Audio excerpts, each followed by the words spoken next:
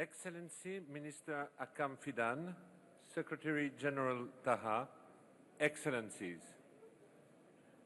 I welcome the opportunity to address you at a time of extraordinary challenges and dangerous escalation in the Middle East and the world.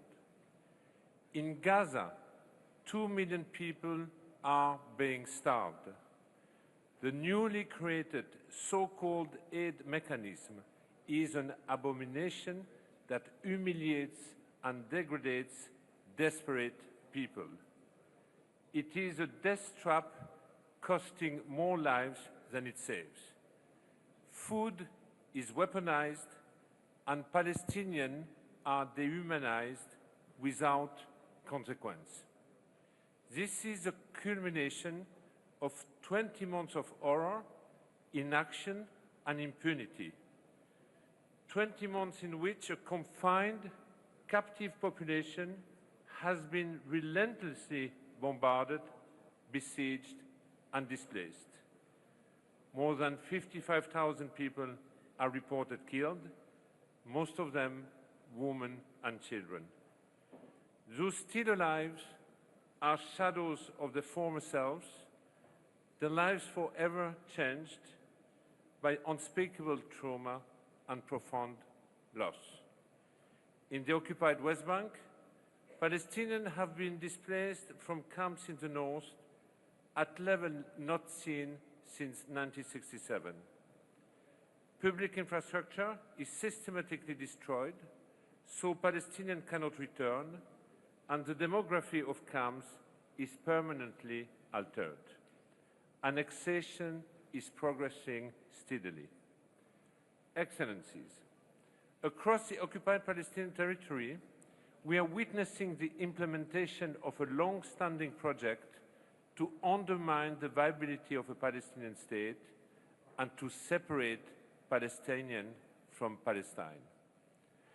So great is the desire to strip Palestinians from their refugee status and to sever the link to the occupied territory that UNRWA has become an objective of this war.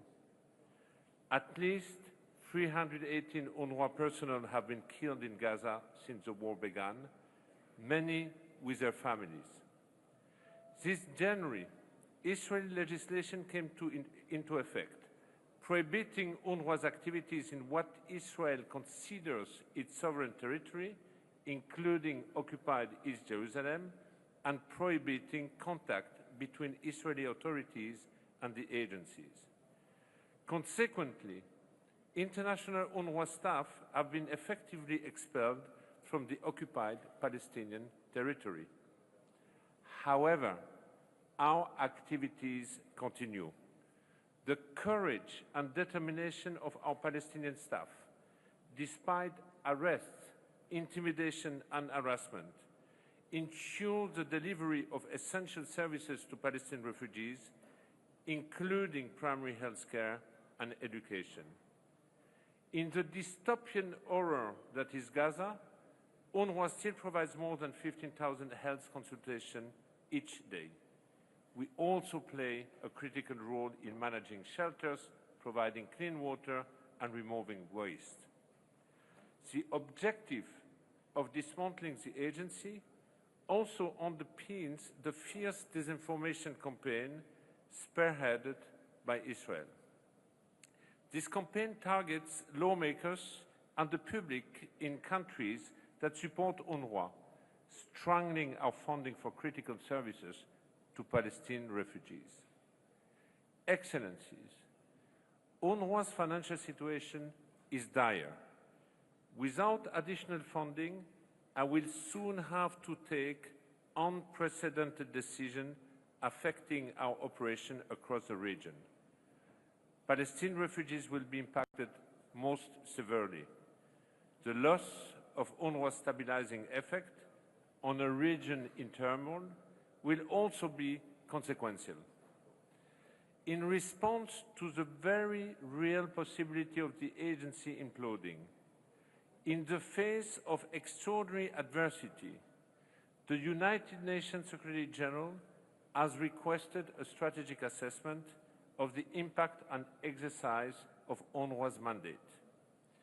The strategic assessment will propose how the rights of Palestinian refugees might be protected amid the immense political, financial, and operational pressure the agency is under. This will require Member States to take bold, decisive, and long overdue action. Excellencies, UNRWA is a tremendous asset if what we seek is a just and lasting solution